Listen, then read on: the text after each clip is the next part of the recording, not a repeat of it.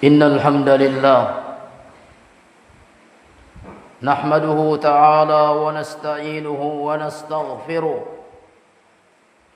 ونعوذ بالله من شرور أنفسنا ومن سيئات أعمالنا من يهده الله فلا مضل له ومن يضلل فلا هادي له وأشهد أن لا إله إلا الله وحده لا شريك له وأشهد أن محمدا عبده ورسوله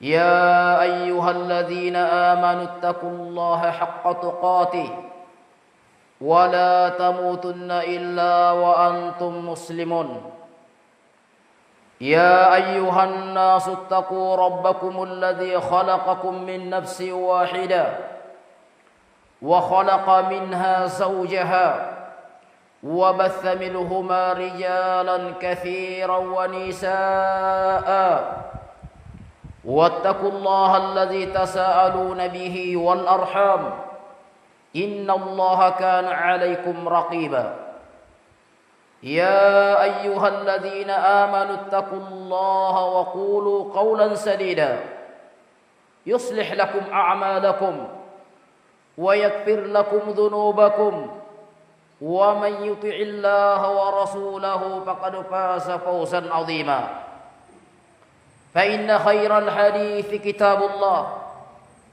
وخير الهدي هدي محمد صلى الله عليه وعلى آله وسلم وشر الأمور محدثاتها وكل محدثة بدعة وكل بدعة ضلالة وكل ضلالة في النار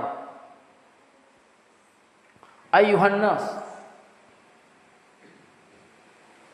telah diriwayatkan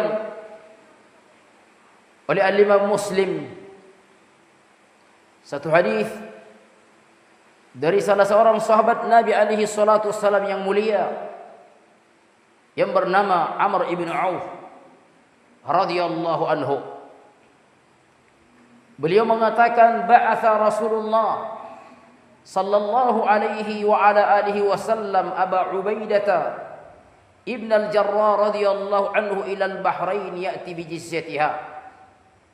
Sesungguhnya Rasulullah sallallahu alaihi wasallam pernah mengutus Abu Ubaidah radhiyallahu anhu ke satu tempat namanya Bahrain untuk mendatangkan harta jizyah, upeti yang dibayar oleh orang-orang kafir yang ada di sana agar mereka tidak diperangi. Fasami'atil ansaru radhiyallahu anhu biqudumi Abi Ubaidah minal Bahrain. Maka orang-orang Ansar, sebahagian dari orang-orang Ansar mendengar bahwasanya Abu Ubaidah radhiyallahu anhu telah tiba dari Bahrain membawa harta jizyah dari negeri itu. Fawafau salatal fajri ma'a Rasulillah sallallahu alaihi wa ala alihi wasallam.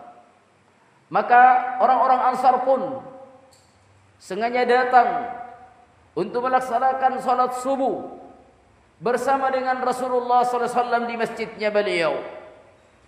Falamma shalla insaraf, ketika Rasulullah sallallahu alaihi wasallam selesai salat, maka beliau pun berpaling.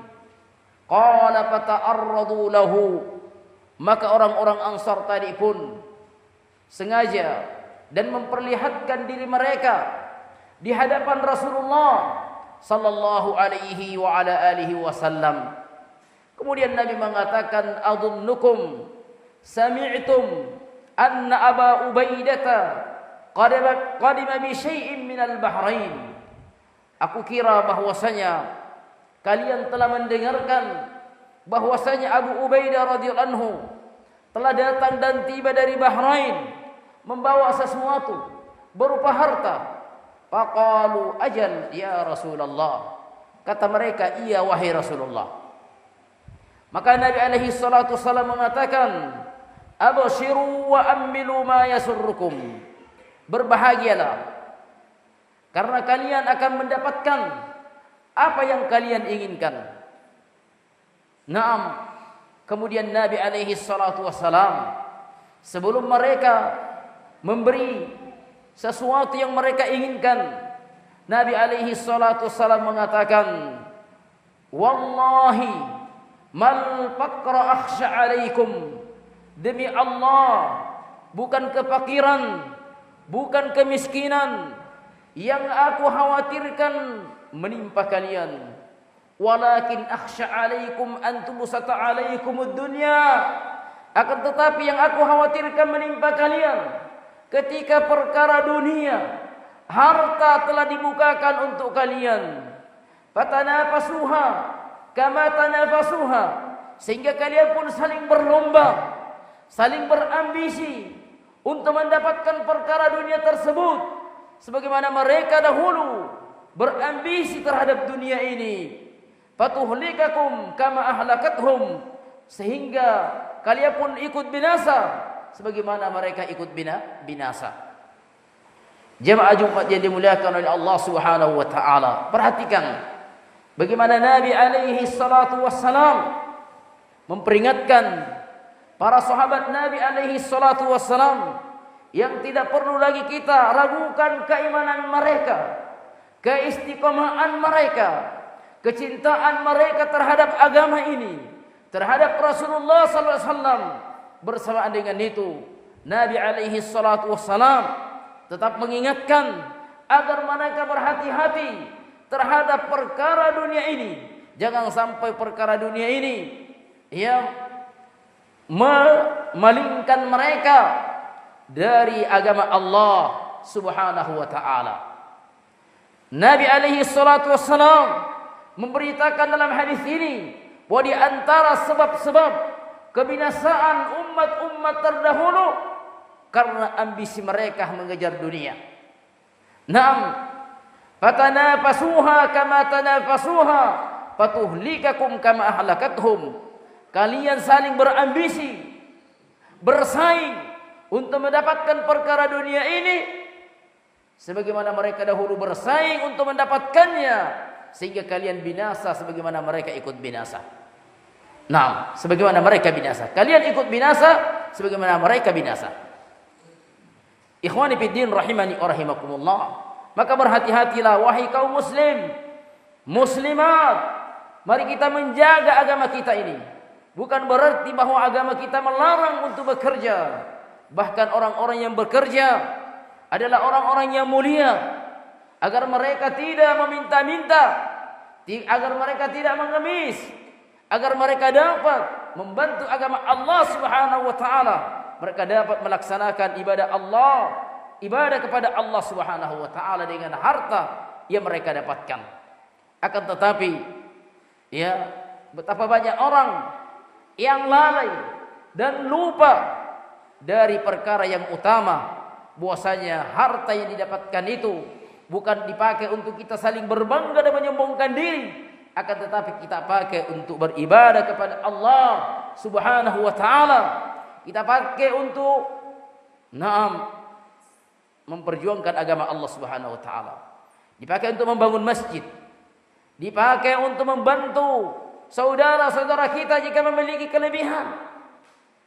Bukan untuk saling pamer kemewahan sehingga kita saling berambisi untuk mendapatkan dari kemewahan-kemewahan dunia tersebut, sehingga boleh jadi kita akan menyimpang, kita akan binasa seperti binasanya orang-orang sebelum kalian disebabkan karena ambisi mereka terhadap dunia ini.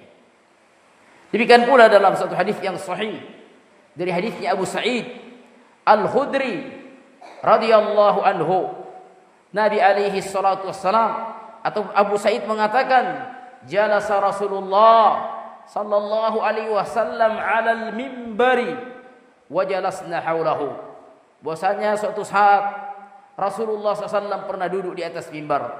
Wa jalasna haulahu, maka kami pun, kata Abu Sa'id, duduk di sekitar beliau, di hadapan dan di samping beliau. Kemudian di antara yang Nabi alaihi salatu wassalam sampaikan, beliau mengatakan, inna mimma akhsha alaikum min ba'di. Sesungguhnya di antara perkara yang aku khawatirkan menimpa kalian, an tuftaha alaikum min zahratid dunya wa zinatiha, yaitu dibukakannya keindahan-keindahan dunia.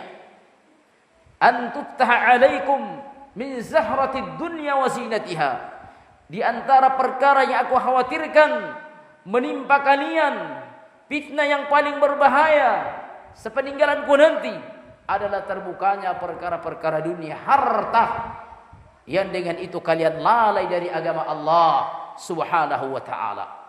Ikhwani fiddin, rahimani wa rahimakumullah, harta yang kita miliki bukan kita pakai untuk berbangga menyombongkan diri, bukan kita pakai untuk pamer. Harta yang kita dapatkan adalah untuk kita pakai beribadah kepada Allah Azza wa Jalla. Dipakai pergi berhaji, melaksanakan umrah. Kalau sampai nisabnya kita bayarkan zakatnya. Harta yang kita dapatkan untuk kita membantu orang-orang yang membutuhkan bantuan. Itu tujuan kita bekerja. Dipakai untuk kita menghidupi diri kita, menghidupi anak dan istri kita. Ikhwani fiddin, rahimani wa rahimakumullah.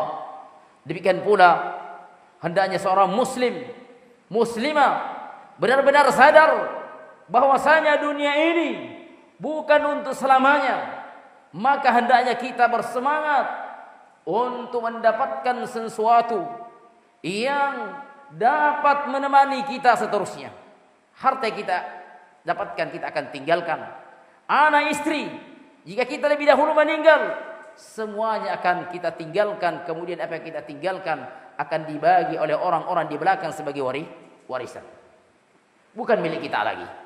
Karena itu dalam hadis yang sahih dari Anas radhiyallahu anhu, Nabi mengingatkan, Nabi mengatakan, "Idza yatba'ul mayyit," kata Nabi alaihi salatu wassalam, "yatba'ul mayyit thalatha, yatba'u ahluhu wa maluhu wa 'amaluhu wa yarji'u ithnani wa yabqa wahidun, yarji'u ahluhu wa maluhu wa yabqa 'amaluhu." Bahwasanya seseorang kalau sudah meninggal, dia diikuti tiga hal, tiga perkara. Ahluhu, keluarganya, wa maluhu, hartanya, wa amaluhu, dan amalannya. Fayarji uthnan, dua kembali. Yarji ahluhu wa maluhu, keluarganya mengantarnya kembali. Harta juga yang dia pakai ke sana berupa kendaraan atau bahkan kain, pakaian yang dipakai untuk menyelimutinya, untuk menutupi kerandanya, semua kembali. Wa yabqa amaluhu, kemudian yang tinggal hanyalah satu, yabqa amaluhu, tinggal amalannya. Bersemangatlah wahai kaum muslimin muslimat untuk mendapatkan sesuatu yang akan mendampingi kita di alam barzah, di alam kubur. Bukan kita semangat untuk mendapatkan sesuatu yang akan meninggalkan kita. Nah, mereka tidak setia. Ya, betapa banyak orang kalau dia sudah sakit-sakitan ditinggal oleh istrinya, atau ketika dia sudah jatuh miskin ditinggal oleh istrinya, bahkan anak-anaknya. Kalau mereka bukan anak-anak yang soleh, semuanya menjauh darinya dan tidak ada lagi yang mau menemaninya. Padahal dia masih hidup, hanya saja boleh jadi dia dalam keadaan terpuruk ekonominya, ataupun dalam keadaan dia sudah tua renta. Ya, jika mereka tidak menjadikan anak mereka sebagai anak yang soleh, istri mereka sebagai istri yang soleh, mereka semua akan meninggalkannya. Apalagi kalau dia sudah duluan meninggal. Semangat untuk mendapatkan sesuatu yang dapat menemani dia selamanya, yaitu amalan-amalan yang baik.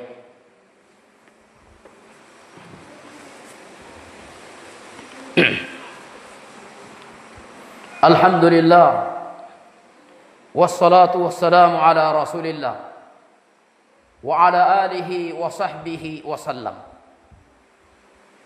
Jemaah Jumat yang dimuliakan oleh Allah Subhanahu wa taala. Oleh karena itu hendaknya seseorang terus-menerus bersemangat dalam melakukan kebaikan, baik dalam bentuk ucapan, perbuatan, bahkan niat-niat yang baik. Semuanya diharapkan dia mendapatkan, menjadikan amalannya, perbuatannya, ucapannya, bahkan niat yang baik, semua akan menjadi amalan yang soleh jika dia ikhlas dalam meniatkannya dan apa yang dia niatkan sesuai dengan tuntunan-tuntunan Rasulullah sallallahu alaihi wa alihi wasallam. Ini akan menjadi kebaikan untuknya. Bukan hartanya, ya, yang dia banggakan, bukan anak-anaknya yang dia banggakan. Apabila harta tersebut disalahgunakan atau anak tersebut menjadi anak-anak yang durhaka, mereka semua akan meninggalkannya. Nah, maka sekali lagi bersemangatlah untuk menjadikan ucapan kita, perbuatan kita sebagai amalan-amalan soleh yang dengannya Allah Subhanahu wa taala akan menjaga kita baik di alam barzakh, demikian pula di akhirat kelak, ya, di dalam surganya Allah Subhanahu wa taala. Hendaknya tiap dari kita, apapun yang kita lakukan, benar-benar mengharap ridhonya Allah Azza wa Jalla, mengharapkan balasan dari Allah Subhanahu wa taala. Cita-cita tertinggi kita bagaimana caranya supaya kita selamat di alam kubur, selamat di akhirat kelak, dan kita masuk surga Allah Subhanahu wa taala. Hendaknya ini yang menjadi tujuan hidup kita, menjadi tujuan utama kita supaya kita masuk surga. Nah, bukan sebatas untuk mendapatkan sesuatu yang sebentar lagi akan ditinggalkan. Allahumma inna nas'aluka al-huda wat-tuqa wal-'afaf wal-ghina. Allahumma nas'aluka al-jannah wa ma qarraba ilaiha min qawlin aw 'amal, wa na'udzu bika minan nar wa ma qarraba ilaiha min qawlin aw 'amal. Allahumma ansur ihwanana al-muslimin al-mustad'afin fi Gaza, fi Palestin wa fi kulli makan.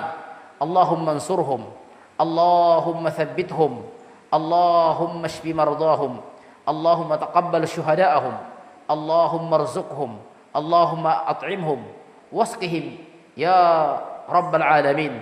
Allahumma 'alaika bil yahudi wan nasara wa man ta'awana ma'ahum. Allahumma dammirhum tadmira, Allahumma mazziqhum kulla mumazzaqin ya qawiyyu ya aziz. Allahumma ighfir lana wa liwalidayna warhamhuma kama rabbayana saghira. Rabbana atina fid dunya hasanah wa fil akhirati hasanah wa qina adzaban nar. Sallallahu ala Muhammadin wa ala alihi wa sahbihi wasallam walhamdulillahi rabbil alamin. Allahu akbar, Allahu akbar.